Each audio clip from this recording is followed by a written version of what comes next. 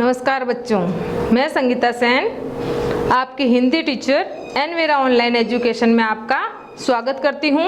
आपने प्रार्थना कविता अच्छे से पढ़ी, गुनगुनाई और उसका भावार्थ भी समझा।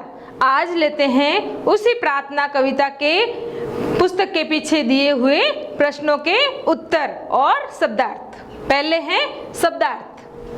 प्रार्थना कविता के शब्दार्थ इस प्रकार हैं। पहला शब्द है सृजनहार। सृजनहार का अर्थ है बनाने वाला या ईश्वर या भगवान, जिसे हम भगवान बोलते हैं। दूसरा शब्द है सुबह। सुबह का अर्थ है सवेरा। अगला शब्द गीत। गीत का अर्थ है गाना। अगला शब्द खुशबू। खुशबू का अर्थ है सुगंध। अगला शब्द मस्ती। मस्ती का अर्थ है आनंद। अगला शब्द याद। याद का अर्थ है स्मरण। ये तो हो गए प्रार्थना कविता के शब्दार्थ। अब लेते हैं इसका अगला प्रश्न, सही मिलान कीजिए। यानी यहाँ पर आपको ये शब्द लिखे हुए दिख रहे हैं, इसमें से आपको जो सही है उसको उससे मिलान करना है। तो पहला शब्द है चिड़िया। चिड़िया क्या करती है? चिड़िया गाना गाती है। तो चिड़िया को अपन किससे मैच करेंगे? नंबर 2 से। हो गया। दूसरा शब्द है कलिया। कलिया क्या करती है भाई? बूंदे? नहीं, खुशबू। खुशबू बिखेरती है ना कलिया। तो कलिया में क्या आएगा? कलिया को किससे मैच करेंगे? 3 नंबर खुशबू से। हो गया। अगला है छमछम। छमछम क्या गिरती है? आपने कविता अच्छे से पढ़ी है तो छमछम बूंदे गिरती हैं। बारिश की बूंदे जब गिरती है तो छम छम की आवाज होती है ना। तो छमछम को अपन नंबर 1 बूंदे से सही मिलान करेंगे। अगला शब्द है बिजली। बिजली क्या करती है? चमकती है ना, चमचम करती है ना। तो कहाँ लिखा हुआ है? चमचम चमचम 5वें नंबर पे। तो ये आ गया बिजली चमचम। अगला है ठंडी ठंडी। ठंडी ठंडी क्या चलती है भाई? हवा है ना। ठंडी ठंडी क्या चलती है? हवा। तो ठंडी ठंडी को अपन 4 नंबर पे लिखा है हवा, उससे क्या कर दिया? इसको सही मिलान कर दिया। ये हो गया अपना सही मिलान वाला प्रश्न पूरा। अगला प्रश्न लेते हैं। निम्नलिखित शब्दों में से शुद्ध शब्द पर गोला लगाइए। यानी यहाँ पे ये बहुत सारे शब्द दे रखे हैं, इसमें से आपको शुद्ध शब्द का चुनाव करना है कि जो सही है उसके ऊपर आपको क्या करना है? गोला बनाना है। तो यहाँ पर पहला शब्द दे रखा है सृजनहार। क्या सृजनहार सही लिखा है? सृजनहार यहाँ पर बिल्कुल सही लिखा है, तो अपन सृजनहार पे गोला करेंगे। दूसरा शब्द है कलिया। क्या कलिया यहाँ पर सही लिखा है? नहीं, क्योंकि मैंने आपको समझाया था कि जब अपन पढ़ते हैं पीछे या आता है तो आगे वाली मात्रा क्या हो जाती है? छोटी हो जाती है। तो यहाँ पर कलिया लिखा हुआ है तो कलियों में ली की मात्रा जो है छोटी आएगी। कैसी आएगी? छोटी वाली। कलिया यहाँ पर गलत लिखा है तो अपन कलिया पे गोला नहीं करेंगे। ली की मात्रा क्या आएगी? इसमें छोटी आएगी। अगला शब्द है खुशबू। क्या खुशबू सही है? नहीं है। क्यों? क्योंकि खुशबू में भी ये खू की जो मात्रा है यहाँ पर बड़ी लगी हुई है और खू की मात्रा छोटी आएगी। तो अपन इस पर भी गोला नहीं करेंगे, क्योंकि अपने को क्या करना है? शुद्ध शब्दों पे गोला करना है। दौड़। क्या दौड़ सही लिखा है? नहीं, दौड़ भी यहाँ पर क्या लिखा हुआ है? गलत लिखा हुआ है, क्योंकि दौड़ में भी यहाँ पर 2 मात्रा आती है, आऊ की मात्रा आती है। इसमें ओ की मात्रा लगी है और इसमें आऊ की मात्रा आती है, इसलिए दौड़ भी यहाँ पर क्या है? गलत है। अगला शब्द है चिड़िया। क्या है? चिड़िया। चिड़िया यहाँ पर सही लिखा है। आप कहोगे मैडम कविता में तो चिड़िया पे चंद्र बिंदु नहीं है, लेकिन देखो चिड़िया यहाँ पर बहुवचन में लिखा हुआ है। किस में लिखा हुआ है? बहुवचन में लिखा हुआ है। कहने का अर्थ है चिड़िया जो है यहाँ बहुवचन में लिखा है तो ये सही है, और चिड़िया को अपन एक वचन में लिखेंगे ना तो ये चंद्र बिंदु को यहाँ से हटा देंगे तो वो भी सही होगा। और चंद्र बिंदु वाला चिड़िया यानी चिड़िया यहाँ बहुवचन के रूप में लिखा हुआ है, तो चिड़िया यहाँ पर बिल्कुल सही लिखा है। अगला शब्द है हरियाली। क्या हरियाली यहाँ पर सही लिखा है? नहीं, हरियाली यहाँ पर गलत लिखा हुआ है, क्योंकि या के पहले वाला हमेशा मात्रा कैसी आती है? छोटी आती है। तो यहाँ पे र की मात्रा कैसी आएगी? छोटी ई की मात्रा आएगी, और यहाँ पर बड़ी ई की मात्रा लगी हुई है, इसलिए हरियाली भी यहाँ पर गलत लिखा हुआ है, तो हम हरियाली पे गोला नहीं लगाएंगे। अगला शब्द है बिजली।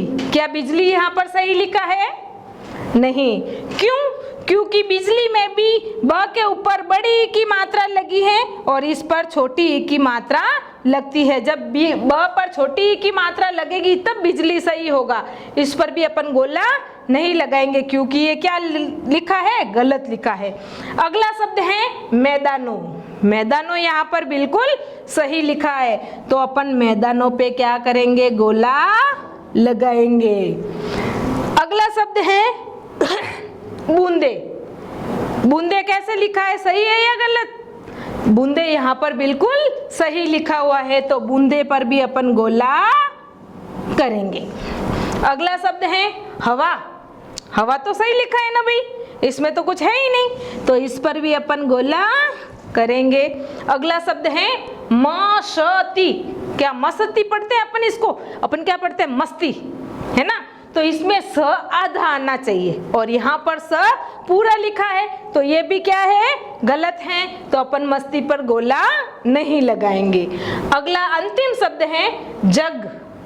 जग यहाँ पर बिल्कुल सही लिखा हुआ है, तो ये लो अपन ने जग पे गोला लगा दिया।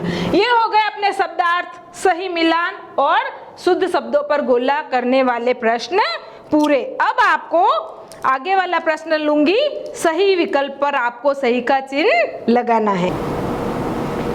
अगला प्रश्न है सही विकल्प पर सही का निशान लगाइए, यानी यहाँ पर आपको विकल्प दिए हुए हैं, उसमें से आपको सही पर निशान लगाना है। पहला प्रश्न है जग के सृजनहार हैं। कौन है? देखना, अ प्रभो, ब गीत, स दोनों। कौन है? यदि कविता आपने ढंग से पढ़ी है तो आप आराम से उत्तर दे सकते हैं। इसमें प्रभो राइट होगा, पहला अ सही होगा।